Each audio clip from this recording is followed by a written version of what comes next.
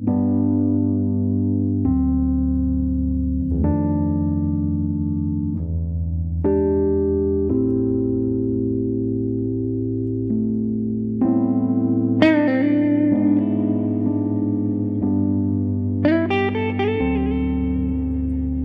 vez que vemos a una mujer embarazada, viene la pregunta, ¿nena o nene? Así se conforma el primer eslabón de la cadena del binario. Varón, mujer. Después viene el jardín, la escuela y todas las instituciones que rodean nuestro crecimiento, nuestra vida social, y terminan reforzando esta dualidad y lo que se espera de nosotros. Pero ¿qué pasa cuando no encajamos dentro de esta dualidad? É uma nova era no Brasil. Menino veste azul e menina veste rosa. Esta es la ministra de Derechos Humanos. Sí, la ministra de Derechos Humanos del gobierno de Jair Bolsonaro, en Brasil. Es la persona responsable de que todos los habitantes de Brasil tengan un trato justo e igualitario. El problema acá es que esto plantea el cómo se van conformando las construcciones mentales de las personas. Cómo se conforma el género, cómo se conforma la identidad. ¿Es lo mismo género que identidad? Un pantalón que era fucsia y dijo que era para nenas. La señora dijo que era para nenas el fucsia. Dijo, acá está la de nenas y acá está la de nenes. No puedes elegir el pantalón que está acá. ¿Y qué le dijimos nosotros? ¿Qué importa? Los colores son colores. Sí, este color puede ser de nena o de nena. Exactamente, los colores son colores, la ropa es ropa, ¿o no? Sí, yo tengo un chorcito rojo. Es de nena. Pero puede ser nene o nena. Yo tengo remeras negras, azules, rosas, verdes. Todos los colores son de nena y de nene. Sí. Así que a las vendedoras pavotas no hay cosas de nenas y de nenes, ¿ok? Podemos elegir lo que queramos, ¿no? Sí. La verdad que ella empezó a manifestar siempre de manera no verbal, al principio a los 2 años y medio, y lo hacía mediante juegos, mediante dibujos, o predilección por algunos disfraces. Se ponía cualquier trapito en la cabeza, una funda de una almohada, un repasador, algo que simulara pelo largo. Y también tenía gestos y modos muy femeninos, digamos, ¿no? Del estereotipo femenino. Pero fue así, a los 2 años y medio, más o menos, sus primeras manifestaciones. La identidad sigue siendo un misterio que la ciencia no ha develado, es decir, no se sabe cómo se conforma una identidad. Se sabe que hay una matriz biológica, se sabe que hay una interacción temprana en procesos sociales con vínculos tempranos, y de esta interacción entre lo biológico y lo social vamos a ir descubriendo, esta sí es una palabra importante. En un momento descubrimos quiénes somos y en un momento también empezamos a percibir qué somos y vamos a seguir siendo, ¿no?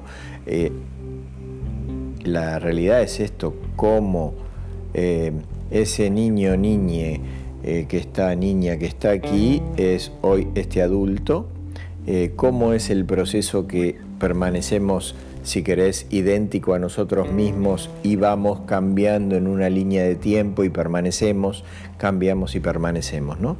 Es algo muy complejo de entender y es muy incierta, digamos, las teorías. Pero lo que sí me gustaría recalcar es que es un descubrimiento que vamos haciendo a lo largo de la vida y que de alguna manera es un proceso mucho más flexible y variable del que inicialmente la ciencia pensaba. Y bueno, pasó el tiempo y nosotros en ese momento, a pesar de ser médicos, no sabíamos la diferencia que existía entre la identidad de género y la orientación sexual. Entonces, con Sil hablábamos y decíamos, bueno, no sé, a futuro tendremos un hijo gay. Nosotros pensábamos que iba por ahí la cuestión. Y después nos empezamos a interiorizar un poco del tema, leyendo, viendo páginas por ahí en internet, alguna información que me acercó algún colega que estaba más relacionado con el tema de sexualidad y género. Y fuimos entendiendo un poco más, o acercándonos más a entender qué le estaba pasando a nuestra hija.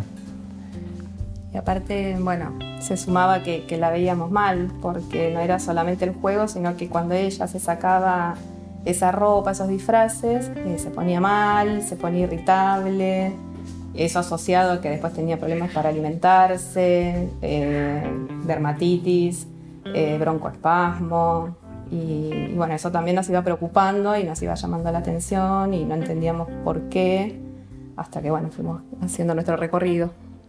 Sí, ese tema de su salud física también nos empezó a preocupar muchísimo porque estaba muy flaquita, no dormía bien, estaba muy irritable, muy enojada con todo. Si le pedíamos por una reunión familiar o algo, vení, nos saquemos una foto o algo así, y ella nunca quería estar presente en esa foto, no quería mostrar su imagen.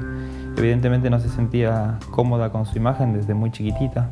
Los seres humanos tenemos básicamente una dependencia enorme desde que nacemos de otros, de otros, para criarnos. Y la familia, sea la que sea, la conformación, no hablamos de una familia, entre comillas, como entendíamos antes, una familia tipo infinitas familias, y también hay familias diversas que incluyen a todas las personas, cis y trans. Entonces, por supuesto que los niños, niñas trans existen. Y muchas veces desde edades tempranas, y aunque a algunos les llame la atención, desde que adquieren el lenguaje pueden expresar que no se sienten identificados con el sexo que le asignaron al nacimiento. Es decir, voy a dar un ejemplo con un varón biológico, un nene biológico con genitales de varón, es decir, con este cuerpo conformado entre comillas masculinamente, que dice soy nena.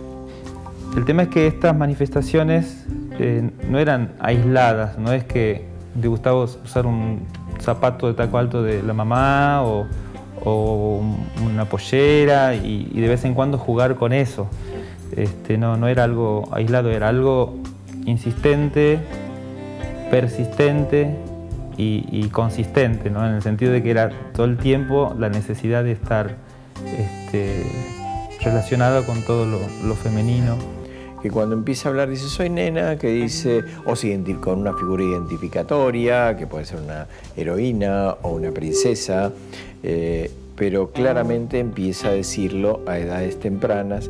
También lo puede expresar en los juegos, que nosotros estereotipadamente, es decir, hay que decir claramente que los juegos nosotros inventamos que son de un género u otro. Los chicos juegan, simplemente eligen el juego y disfrutan, exploran el mundo a través del juego, exploran su propio cuerpo y se están reconociendo. Por eso es importante saber esto. Los chicos no eligen, las chicas no eligen, los chiques no eligen salir del closet, simplemente expresan quiénes son, juegan.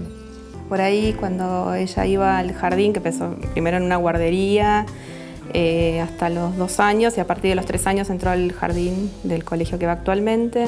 También cuando íbamos a una entrevista con las docentes es como que siempre estábamos buscando una respuesta, les comentábamos su juego, que a nosotros nos llamaba la atención, pero tampoco encontrábamos una respuesta de parte de las docentes, así que por ahí en el colegio esto se repetía, que elegía siempre los juegos del estereotipo femenino, que las amigas eran nenas, la mayoría, pero no teníamos una respuesta en concreto a lo que le estaba pasando.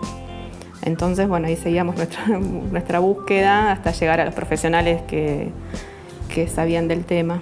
Pero para que de alguna manera tenga que ver con la identidad, no es cualquier discurso, no es cualquier narrativa la que van a expresar los chiques. Van a decirlo de una manera insistente, persistente, a través de una línea de tiempo que va a ser coherente con esa identidad. Es decir, que básicamente entonces un varón biológico a través de una línea de tiempo va a decir insistente y persistentemente que se siente nena y va a elegir, y si es nena va a elegir formas de arreglo que tipificadamente de alguna manera le asignamos a las nenas, entonces va a querer un cierto pelo que probablemente sea un cabello más largo, o hebillitas, o algún signo de expresión social asociada a la vestimenta o a los juegos, que estereotipadamente le asignamos un género u otro. Entonces, esto puede suceder en la primera infancia y tenemos registros en una investigación que hicimos en el Hospital Durán, la hicimos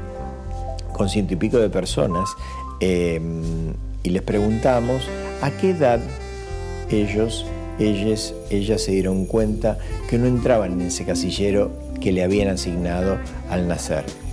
Y el resultado es aproximadamente el 67% lo descubrió antes de los 5 años, el 21% entre los 5 y los 10. Y si unimos estas dos cifras, antes de los 10 años, nos da que las personas trans se dieron cuenta antes de los 10 años que no entraban en el casillero del sexo que le habían asignado al nacimiento. Es decir, que esto es muy importante.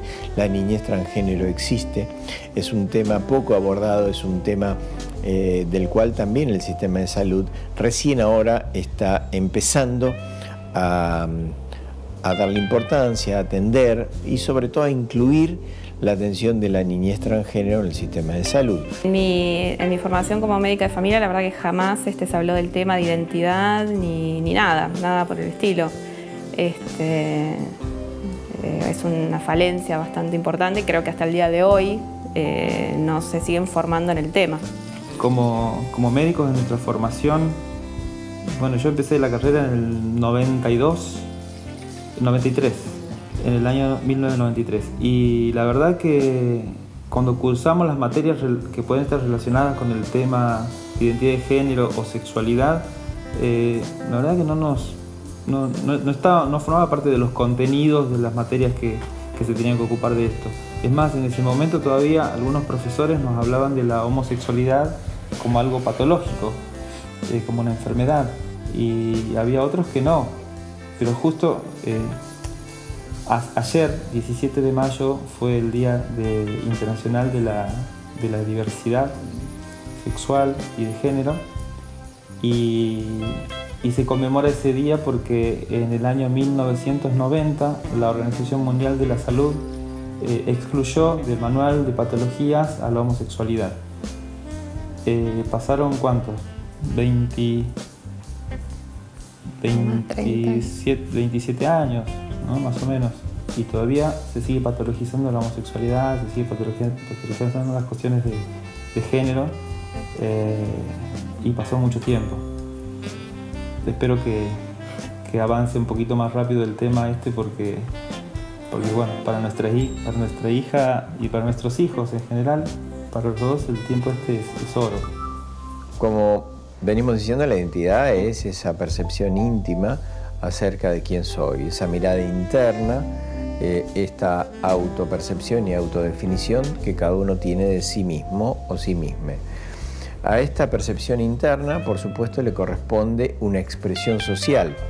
Esta identidad tiene entonces un rol de género o una expresión social de género que va a ser cómo yo voy a expresar mi identidad en el ámbito social. Y por supuesto esto tiene que ver con códigos en los cuales yo me siento cómodo, cómoda, cómode, que tienen que ver con cómo voy a vestirme, con cómo voy a mover mis manos, cómo voy a caminar, cómo voy a expresar con mi voz, cómo voy a tener un arreglo cosmético acerca de simplemente esto de mi confort y mi comodidad para expresarlo socialmente. Entonces, a una identidad, la otra cara de la misma moneda es el rol genérico. Una apunta hacia adentro, que es la identidad, y lo otro es la expresión de género, que es la expresión social.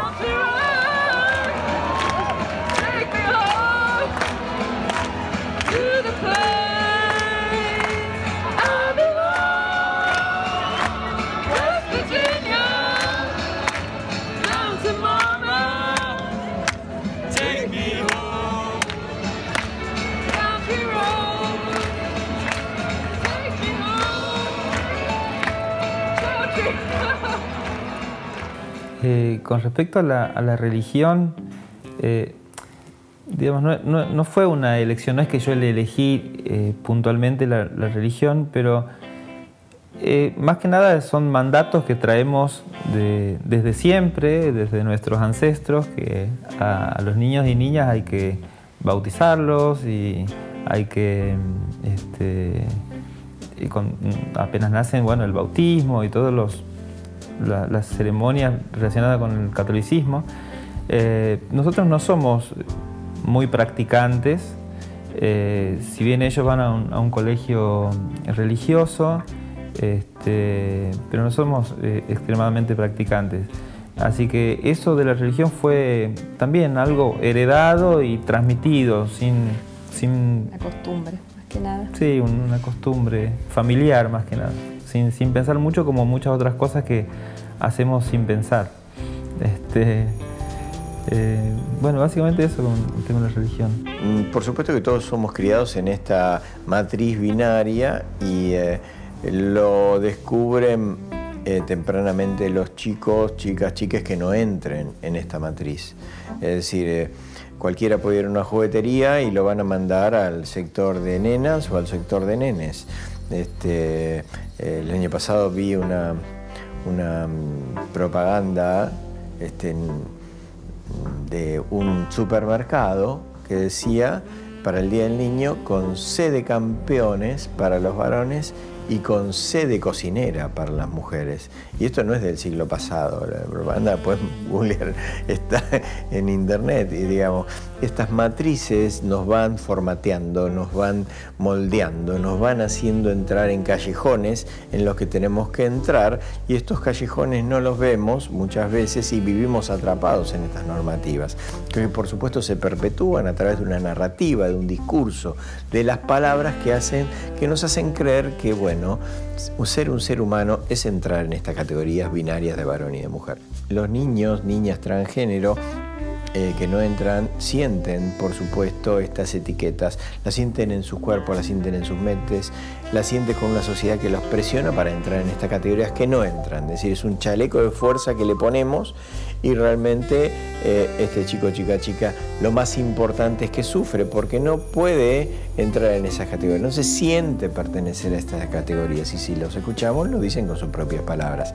Pero bueno, a un varón biológico le vamos a exigir esos juegos tipificados para varón. Si es un varón biológico, tiene que jugar al fútbol, tiene que tener juegos rudos, tiene que trepar a los árboles, y tiene que responder a esto que esperamos de un varoncito, y va a utilizar ciertos colores que lo van a representar. Por supuesto, no va a usar el color rosa. Y la mujer, en el sentido binario y cisexual de la palabra, lo mismo. Le vamos a exigir que sea suave, que sea dócil, entre comillas, que sea femenina, que utilice esos vestiditos y esos arreglos en su cabello, y etcétera, etcétera, etcétera. Y esto es el germen, básicamente, de lo que necesariamente tenemos que responder. Si no respondemos, somos raros. Si no respondemos, está mal. Si no respondemos, seremos castigados. Y por supuesto, esto le corresponde, imagínense un chico o chica que no entre en estas categorías, que no lo dejen jugar con sus juguetes favoritos, que no lo dejen vestirse como quiere, que no lo dejen explorar el mundo, que en la escuela no se ponga en la fila que de alguna manera se le asignó por la biología. Entonces es un nene que quiere estar en la fila de las nenas, que quiere jugar juguetes de nenas, que quiere vestirse como una nena, y esto es realmente un tema que surge como una situación que es persistente, que es consistente a lo largo del tiempo, y que si la escuchamos nos va a decir que estamos en presencia probablemente de una niñez transgénero.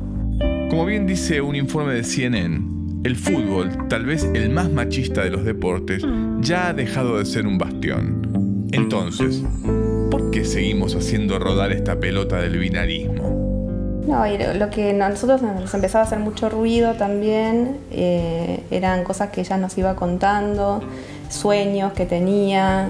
Y una vez, cuando iban al jardín, en Salita de 5 años,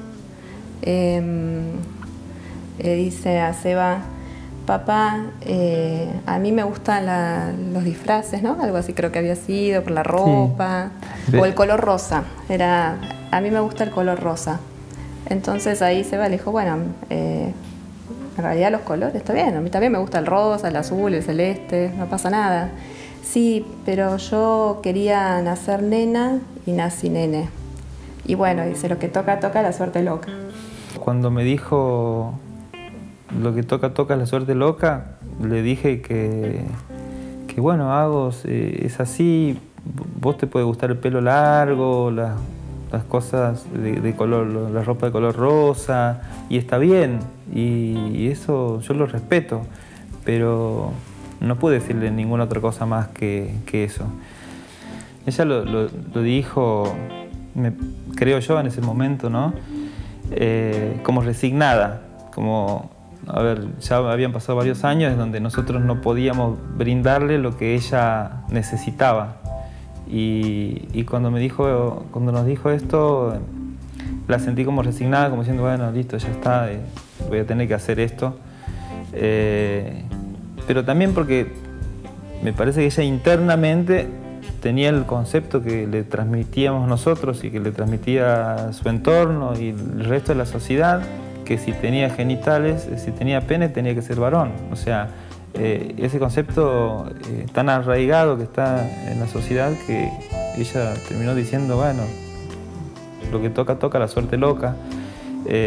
Pero fue un momento difícil porque yo en ese momento no tenía muchas respuestas para darle y poder explicarle lo que estaba pasando.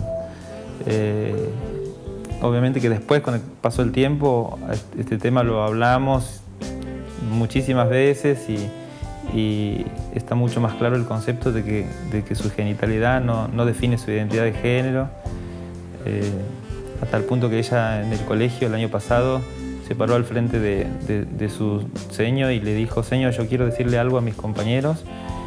Y sí, ¿qué les querés decir? Les quiero decir que yo soy una niña transgénero. Y así que pudo expresarlo ella, lo expresa en sus dibujos, se dibuja con genitales, con pene, se dibuja con su pelito largo, con sus características y con pene, y muy orgullosa pone soy Agos y soy trans. O sea, eso nos alienta mucho a nosotros, nos gusta porque tratamos de que se quiera, que quiera su propio cuerpo. Me parece que esa es la base para que sea sanito, sanita. Y lo que sí me acuerdo es que tuve un sueño cuando estaba embarazada de que era una nena. Y cuando yo ya sabía, que creo que ya nos habían dicho supuestamente que era un varón. Pero bueno, como dice Seba, o sea, también proyectamos todo en su momento alrededor de eso, de un genital.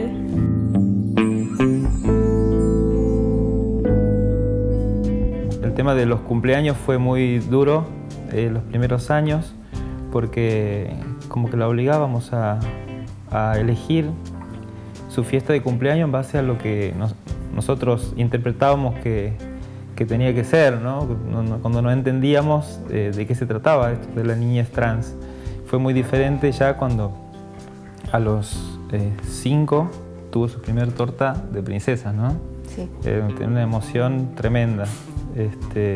No podía creer que aparte que nosotros le demos su primer torta de princesa. Y disfraces tenía porque le había regalado a alguna amiguita un disfraz, pero nosotros no nos animábamos a comprarle disfraces o muñecas porque teníamos miedo de incentivarla o de incitarla a algo,